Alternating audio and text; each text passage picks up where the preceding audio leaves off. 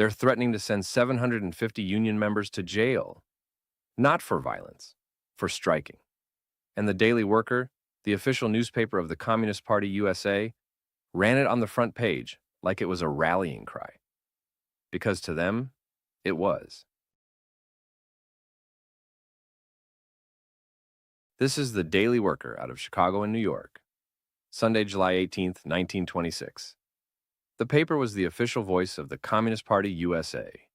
Not a labor-leaning paper, not a progressive paper. The Communist Party's paper.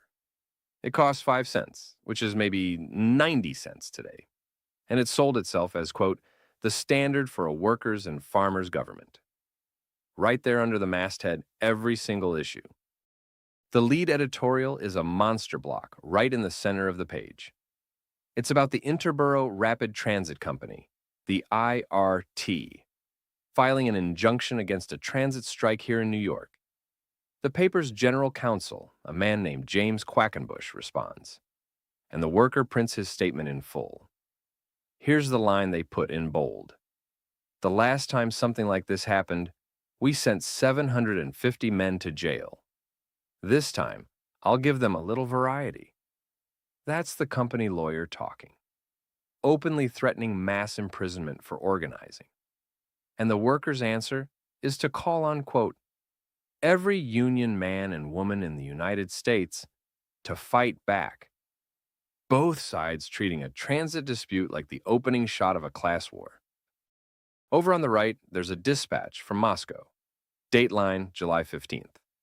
The British Trade Union Congress has telegraphed the Soviet Central Council of Trade Unions, inviting them to a joint World Labor Conference in Paris on July 26th. Anglo-Russian labor unity, planned in public, reported as straightforward news. No alarm, no asterisk. Just. The British unions and the Soviets are coordinating. That kind of open collaboration between Western labor and Moscow would be career-ending in America within 20 years. In 1926, it ran as a foreign dispatch. And down in the bottom left, there's a long piece about Sacco and Vanzetti.